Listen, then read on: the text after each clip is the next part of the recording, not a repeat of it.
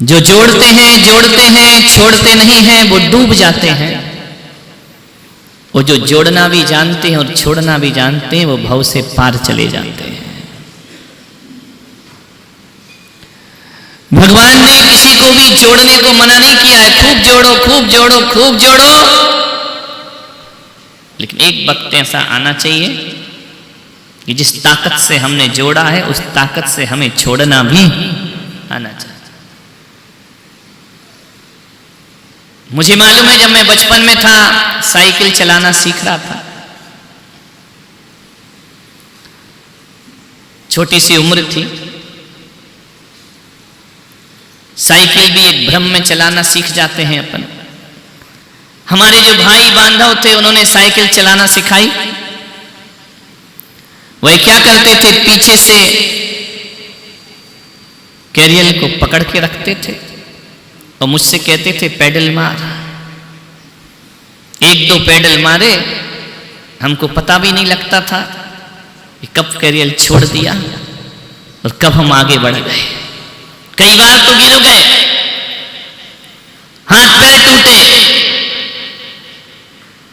खून भी आया, रक्त भी आया, निशान आज भी मेरे पैर में है, लेकिन हमको ये भ्रम था कि वो पीछे से पकड़े हैं, वो छोड़ देते थे। एक बात बताओ, यदि वो पकड़ते नहीं तो भी मैं साइकिल चलाना नहीं सीखता, और यदि वो छोड़ते नहीं तो भी मैं साइकिल चलाना नहीं सीखता। पकड़ना भी जरूरी है और छोड़ना भी जरूरी है।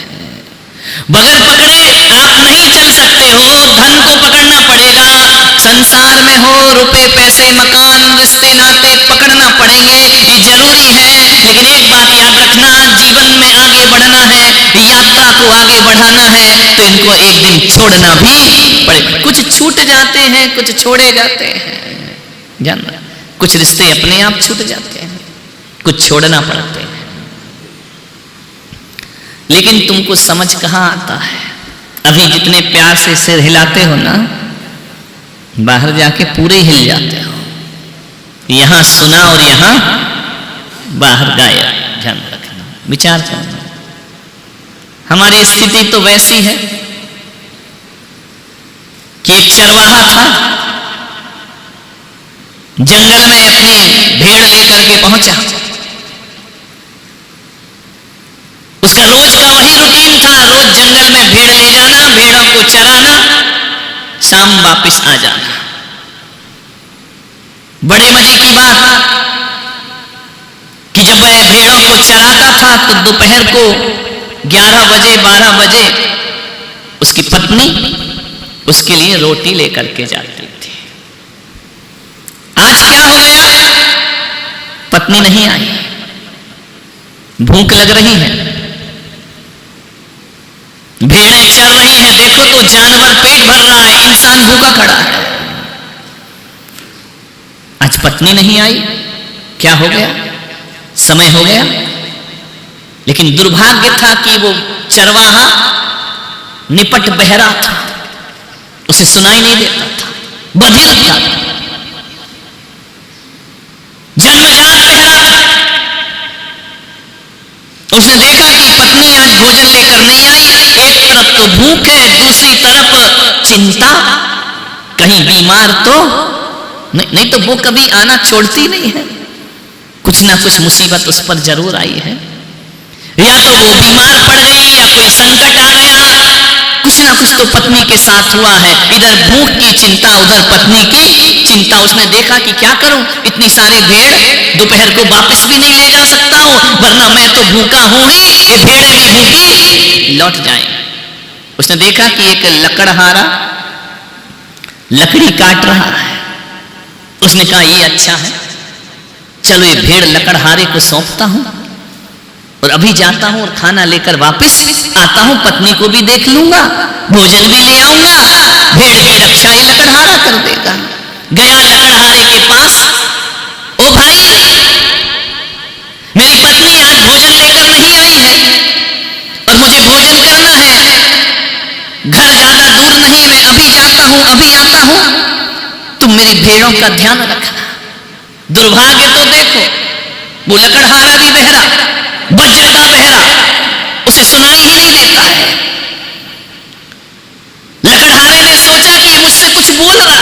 सुनाई तो उसे भी नहीं दे रहा है। उस लकड़हारे ने कहा कि मेरे पास गप लगाने का समय नहीं है, मुझे लकड़ी काटने दे, जा जा जा। अब ये बहरा समझा कि कह रहा मैं देख लूंगा, तू जा। बेचारा दो बहरों के तो यही हाल होंगे।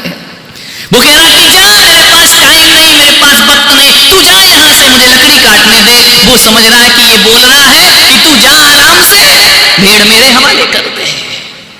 दो बहरे चला गया लौट के, बहरे उनके हवाले करके थोड़ी देर बाद गया, घर गया, खाना आना खाया, पत्नी को देखा ठीक ठाक है, नहीं आई कोई बात नहीं, थोड़ा सिर दुख रहा होगा, एक का दुख रहा है, चले गए कमरे में। ठीक है कोई बात नहीं, तू आराम कर ले, मेहनत हम कर लेते हैं। लौट करके आया, उसने देखा एक एक भेड़ गिनी, 1 2 3 4 100 की 100 भेड़, एक भी गायब नहीं। उसने सोचा, उस बहरे ने, चरवाहे ने, कि आदमी तो ईमानदार है, लकड़ी भी काट रहा है, मेरी भेड़ की रक्षा भी कर रहा है। ऐसे सज्जन पुरुष आजकल मिलते कहां हैं? एक भी भेड़ गायब नहीं। देखो भ्रम देखो, जबकि उस बहरे को पता ही नहीं है कि मुझे करना क्या है। और ये बहरा कह रहा कि बड़ा सज्जन आदमी है, इसके जैसा इंसान नहीं मिलेगा। आज की दुनिया में परोपकारी मिलते कहां हैं? जो है वो सब स्वार्थी होते हैं। ऐसा देवता जैसा आदमी, चलो मुझे इसे धन्यवाद देना चाहिए। वो बहरे के पास गया, लेकिन फिर चरवाहे के मन में आया कि खाली धन्यवाद भी देना अच्छा नहीं है। 100 भेड़े हैं, उनमें से एक लंगड़ी भेड़, इसको धन्यवाद में भेंट कर देता हूं। लंगड़ी भेड़, कई ऐसे कंजूस मक्खी चूस होते ना, जो नोट कहीं नहीं चलता वो मंदिर में चलता है। खाने के चावल अलग, पूजन के चावल अलग। ये कंजूसों की कहानी है। इससे मोक्ष पाना चाहते, ये मोटा चावल, सस्ता चावल, ये अक्षय पद चाहिए, इनको चावल में भेदभाव करते हैं। भगवान ने कहा था कि आत्मा और शरीर में भेदभाव करना, ये चावल में भेदभाव करते। एक बात बताओ, कभी भी दान देने का अवसर आए, तुम अच्छी चीजें देते हो या कचरा जो यूजलेस दे दो, जो ना भावे आपको दे दो बहू के बाप को। ध्यान रखना, हम दानी हो जाएंगे। जो अपने को अच्छा नहीं लग रहा किसी को दे दे। एक्स्ट्रा का दान करते हो आप, विचार करिए। कहीं उपहार देना हो तो कचरे वाला देखते हो, मन की वृत्तियां हैं, ये ध्यान रखिए। अच्छा वाला थोड़ी देते हो, विचार करना। यदि कहा जाए ना पर्युषण पर्व है, अभी एक दूसरे को साड़ी प्रदान करे। एक बात ईमानदारी से बताना, जब अलमारी खोलोगे तो महंगी साड़ी दोगे या कचरा साड़ी दोगे? ईमानदारी से बताना। ये वृत्ति है। दे दोगे लाख रुपए की साड़ी, अरे वो दान वाली, बांटने वाली ले आओ जरा, दो 250 रुपए की पकड़ा दो। बोले 250 रुपए देके दानी में अपना नाम आ जाएगा। ये मन की वृत्तियां देखो, ये त्याग देखो, ये कैसा त्याग है, विचार करना। उसने कहा ऐसा करो, ये लंगड़ी भेड़ इसको गिफ्ट में दे दी जाए। अभी बहरा, इसे कुछ नहीं पता कि हो क्या रहा है। वो लंगड़ी भेड़ लाया, बोले तेरा बड़ा धन्यवाद है, तूने मेरी भेड़ की रक्षा करी। तेरे जैसे सज्जन पुरुष मिलते कहां हैं? ले तेरा धन्यवाद मानता हूं, ये भेड़ तुझे प्रदान करता हूं। अब लकड़हारा तो बहरा था, उसने कहा मुझ पे आरोप लगा रहा है कि मेरी भेड़ की टांग तोड़ दी। देखो बहरों की जिंदगी देखो। उसने कहा पागल है क्या, मैंने तो तेरी भेड़ देखी भी नहीं है, मैंने कोई टांग नहीं तोड़ी है। वो समझा कुल्हाड़ी लिया है तो आरोप लगा रहा है कि तूने मेरी भेड़ को लंगड़ी किया है। उसने कहा मैं भगवान की कसम खाता हूं, ये भेड़ मैंने लंगड़ी नहीं की। वो बहरा कह रहा तू ले ले। अरे ये मैंने कुछ नहीं किया, मैं तेरे हाथ जोड़ता हूं, मुझे तो पता भी नहीं कि क्या हो रहा था। दो बहरों की कहानी, एक आभार मान रहा है, एक अपराध मान रहा है। एक ने कहा भाई मैं तेरे पैर पड़ता हूं, हाथ जोड़ता हूं, इस भेड़ को मैंने कुछ भी नहीं किया है। बोले नहीं ये ले ले। वो समझा कि गुस्से में दे रहा कि तू संभाल ये लंगड़ी भेड़, मैं क्या करूंगा भेड़ का। वो धन्यवाद देने आया, दोनों में विवाद चलते रहा। मैंने नहीं किया, मैंने तेरी भेड़ को कंकड़ भी नहीं मारा। वो कह रहा है कि धन्य आप जैसा आदमी, ये भेड़ तो ले लो मेरे से, ये गिफ्ट तो ले लो मेरे से। अरे बोले मैं, ध्यान रखना मैं झूठ नहीं बोलता हूं, मैंने कुछ नहीं किया तेरी भेड़ को। उसने कहा कि आप जैसा सज्जन आदमी कहां मिलता है, मेरी पूरी की पूरी भेड़ सुरक्षित है। अब तू सुरक्षित बोल। वो बहरा सुने जब तो बहरे को तो सुनाई नहीं दे रहा है। कहते घंटों विवाद छिड़ गया, लकड़हारा और चरवाहा में झगड़े हो रहे हैं। अब समाधान कौन करे? दो बहरे बैठे हैं। एक थोड़ी देर बाद क्या हुआ, एक चोर घोड़ी चुरा करके लाया, रास्ता भटक गया। उस चोर ने सोचा इन लोगों से रास्ता पूछ ले। उस संयोग तो देखो, वो चोर भी बहरा। तीन बहरे इकट्ठे हो गए। उस चोर को भी नहीं सुनाई देता। उसने कहा इनसे पूछ ले कि रास्ता कहां जाता है। उसने कहा ये रास्ता कहां जाता है। अब दोनों बहरे क्या सुन रहे हैं? दोनों बहरों ने सोचा कि चलो फैसला करो, भेड़ का पकड़ो, इसको पकड़ो। अब वो चोर बहरा सोचा यार ये तो मुझे पकड़ रहे हैं, लगता घोड़ी इन्हीं की है। देखो बहरों की दुनिया तो देखो। उसने कहा देखो भाई जो भी मामला है मेरे से गलती हो गई, अपनी घोड़ी वापस ले लो। अरे एक भेड़ दे रहा है, एक घोड़ी दे रहा है, समझ में तीनों के कुछ नहीं आ रहा है। उसने कहा मैं तुम्हारे हाथ जोड़ता हूं, मुझे पुलिस के हवाले मत करो। एक बहरा कह रहा मेरी भेड़ ये ले ले, दूसरा कह रहा कि नहीं मैंने टांग नहीं तोड़ी है। सुन वो भी नहीं रहा है, फैसला क्या करेगा? वो भी बहरा का बहरा है, ध्यान रखना। वो बहरा भी कह रहा है घोड़ी ले लो। तीनों बहरे लड़ रहे हैं, ध्यान रखना। फैसला क्या होगा? क्या निर्णय होगा इन बहरों का, इन बधिरों का? क्या बहरा होगा? कहते लड़ रहे हैं, एक वो भेड़ खींच रहा है, वो घोड़ी खींच रहा है, वो आभार व्यक्त कर रहा है। तीनों में विवाद हो रहा है, इतना विवाद। अरे सुने तो हल निकले ना, जब सुनते ही नहीं है तो हल कहां से निकलेगा? वो घोड़ी आगे करता, वो भेड़ आगे करता, वो हाथ जोड़ता, वो कहता मैंने नहीं मारी, वो कहता तुम्हारी घोड़ी है तो तुम ले लो। सुनाई तो तीनों को नहीं दे रहा है। इतने में एक वहां से संत निकले, फकीर। संत ने देखा तीनों झगड़ रहे हैं। तीनों ने संत को पकड़ा कि महाशय फैसला करो। अब तीनों तो सुनते नहीं, संत तो सुनता था। उसने कहा कि ये बहुत सज्जन आदमी है, इस जैसा इंसान नहीं है, मेरी एक भी भेड़ चोरी नहीं गई। संत ने कहा अच्छा तो मैं इसे भेड़ दे चाहता हूं। भेड़ लकड़हारा कह रहा है कि हुजूर मैंने कोई गलती नहीं की, कोई अपराध नहीं किया, इसकी टांग मैंने नहीं तोड़ी है। संत ने कहा ये दे रहा है और ये कह रहा मैंने टांग नहीं तोड़ी। इतने में चोर खड़ा हुआ, हुजूर फैसला कर दो, जिसकी घोड़ी वो ले लो, मुझे बख्श दो। संत ने कहा मामला क्या है? बोला इनकमिंग तीनों की बंद है, आउटगोइंग चालू है, ध्यान रखना। किस्मत तो देखो, संत भी। मैं प्रवचन तुम कर रहे कि हम कर रहे? बहरा था, तुम ही बहरा कर दो उसको। संत का नियम था अखंड मौन। मौनी थे संत, बोलूंगा नहीं जिंदगी में, कैसी भी परिस्थिति आ जाए मौन नहीं तोड़ूंगा। अब तो समस्या और जटिल हो गई। अब फैसला कौन करे? तीन सुनते नहीं और एक बोलते ही नहीं। अब कौन फैसला करे? किस्मत कहां कहां ले जाती है। अच्छा हुआ कि संत बहरा नहीं था, नहीं तो चौथी समस्या खड़ी हो जाती है। और चलो संत मौन भी ना होते तो बहरे कौन सा सुन रहे होते? वो तो सुनना ही नहीं था उनको। संत ने कहा क्या करूं, मामला तो बड़ा कठिन है होमड़ जी, फैसला कैसे करोगे? तीन बहरा एक गूंगा, गूंगा था नहीं वो हो गया, फैसला कैसे हो? जटिल समस्या उलझ रही है। वो संत ना भी बोले या बोले, उन बहरों को फर्क क्या पड़ता है? बोलता भी संत तो बहरा उसे सुनते ही नहीं। क्या किया जाए?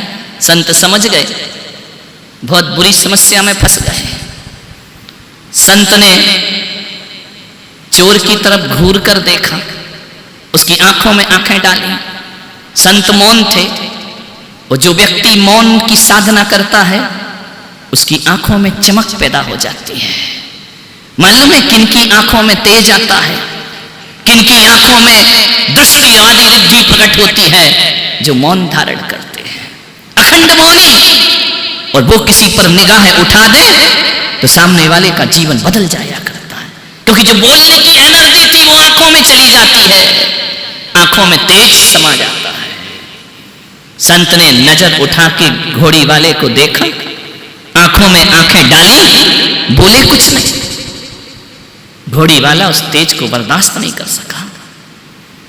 इतना तेज, इतना प्रकाश। उसने कहा ये संत मुझ पर वशीकरण कर रहा है, यह संत सम्मोहन मारण उच्चाटन कर रहा है। पसीना पसीना हो गया घोड़ी वाला। संत कुछ ना बोले, आंख भर के देखा। उसने झटपट घोड़ी उठाई और भागा। बाहर में जा, मुझे रास्ता नहीं पूछना है, मैं तो चला घोड़ी लेकर। चरवाहे को देखा, उसने अपनी कुल्हाड़ी उठाई, भागा।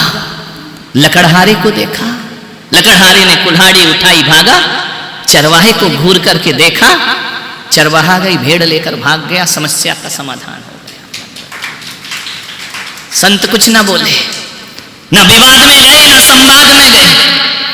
संत ने केवल देखा और तीनों की वृत्तियां चेंज हो गई। संत हंसे कि क्या करें इन बहरों के साथ। और हकीकत में मैं इस दुनिया को देखता हूं, आपको देखता हूं, तो ऐसा लगता है कि मैं बहरों के बीच में बोल रहा हूं। ध्यान रखना, वो बहरे तीन नहीं थे। जितने बैठी ना दुनिया, ये सब बहरी है, ये सुनती थोड़ी है। कुछ भी कहें, कोई सुनता थोड़ी है। करना आदमी को वही है जो उसे करना है। इसलिए महावीर सन्यास लेते ही मौन हो जाते हैं, क्योंकि बोलने से कोई मतलब नहीं, बहरों को प्रवचन देने से मतलब नहीं। अभी ऐसा सिर हिला रहे हो बहरों, मैं समझ रहा हूं तुम सुन रहे हो, क्या मालूम क्या सुन रहे हो, क्या देख रहे हो, क्या सोच रहे हो, क्या विचार कर रहे हो। मुझसे मत पूछिए मेरे व्यापार के बारे में, मुझसे मत पूछिए मेरे व्यापार के बारे में। कंगी बेचता हूं गंजों के बाजारों में, मेरा माल कौन खरीदेगा। विचार करो, बहरों की दुनिया है। तुम्हें लाख समझाओ, तुम त्याग ना कर पाओगे। करोगे भी तो ऐसा छूटेगा, ऐसा छूटेगा, इतनी तकलीफ होगी छोड़ने में, जैसे तुम्हारे शरीर के अंदर से कोई फांस निकाल रहा हो, ऐसे तुम्हारा पैसा निकलता है। जैसे कोई प्राण बाहर खींच रहा हो। ध्यान रखना, पैसा प्राण बन गया, पैसा जीवन बन गया, निकलता नहीं है। अभी बोलियां लगती है ना, देखना कल परसों लगेंगी, 500 बढ़ा दो, 200 बढ़ा दो, जैसे तुम्हारे प्राण खींचे जा रहे हैं उसके अंदर से। करना तो है, लेकिन अभी छूटता नहीं है। ये बहरों की दुनिया है, सब बहरे लोग।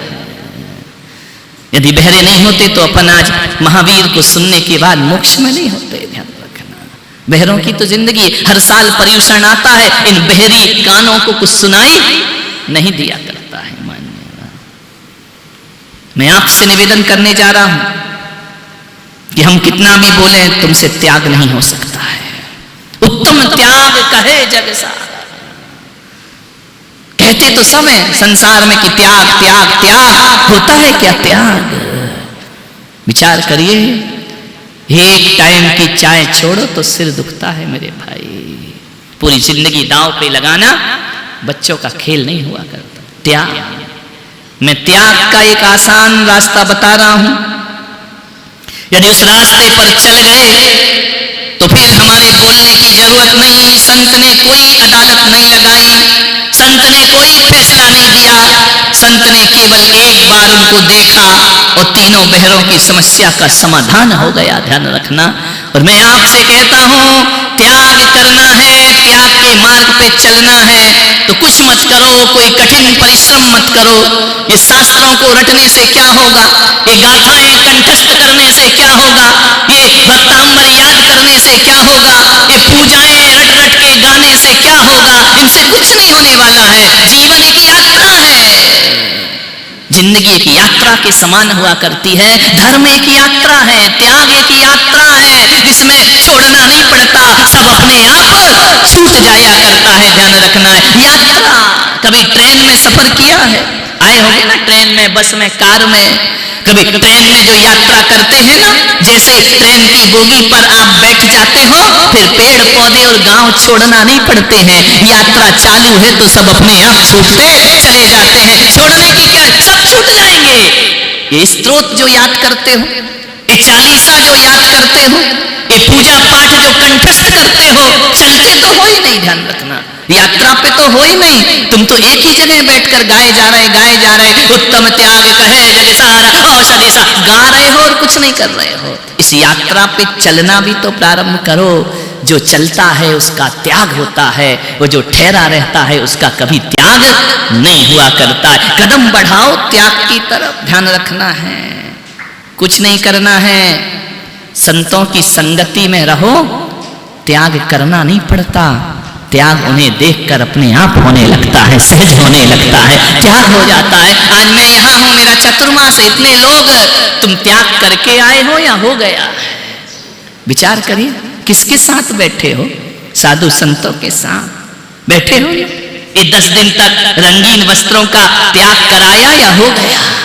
एक बात बताना, एक बार भी रंगीन कपड़ों की याद आई? 10 दिन, आज 8वां दिन है, ऐसा लगा कि बहुत महंगी साड़ी होना चाहिए, ऐसा लगा कि बहुत कीमती आभूषण होना चाहिए, ऐसा लगा कि बहुत एक मकान और बन जाए। 10 दिन काहे में खो गए तुम? ध्यान रखना, संत ने देखा, समस्या का समाधान हो गया और तुम संत के पास आकर बैठ गए, तुम्हें त्याग करना नहीं पड़ा, त्याग अपने आप हो जाया करता है। तब लो सतसंगति नित्य रहे, जब लो मम संयम चित्त गए, जब लो नहीं नाश करो हरि को, शिव नारी बनो समता धरि को। कुछ मत करो, साधुओं के साथ रहना सीख लो, त्याग तपस्या अपने आप हो जाती है। ध्यान रखना है, कुछ नहीं करना है, अपने आप हो जाएगी। ये सफेद कपड़े अपने आप आ गए, नए याद दिला रहे हैं पुराने कपड़ों की, नए याद दिला रहे हैं घर की। चलो कोई बात नहीं कि एक टाइम भोजन शाम को जल ले रहे हो, घर में क्या करते हैं बोलो? दिन भर खाते पीते रहते ना। ये त्याग कराया या हो गया? मैं तो कहता हूं कि संतों की संगति कर लो, संसार छोड़ना नहीं पड़ता, संसार अपने आप छूट जाया करता है। ध्यान रखना है। ये शिखर चंद जी जो कलकत्ते से आकर बैठे, इतने दूर से यहाँ के शिविर में आकर बैठे, कोई बंबई से आया, कोई लखनऊ से आया, कोई एटा से आया, कोई दूर दूर से लोग आए, सब छूट गया, छोड़ा नहीं। मालूम है, जब 14 के बाद घर जाओगे ना, 10 दिन तो घर की याद नहीं आई, लेकिन रास्ते भर के सफर में शिविर याद आते रहेगा। ध्यान रखना, ये धर्म याद आएगा, ये क्रियाएं याद आएंगी, पूजन पाठ याद आएगा, परिवार याद नहीं आएगा। यही 2-4 दिन तो वही धुन बनी रहेगी। सुबह रात को सोओगे, सवेरे नींद में उठो, लो चलो योगा करना है, अरे फिर लगेगा अपन तो घर में आ गए, कहाँ का योगा होगा? है ना? ये संतों की संगति का प्रभाव होता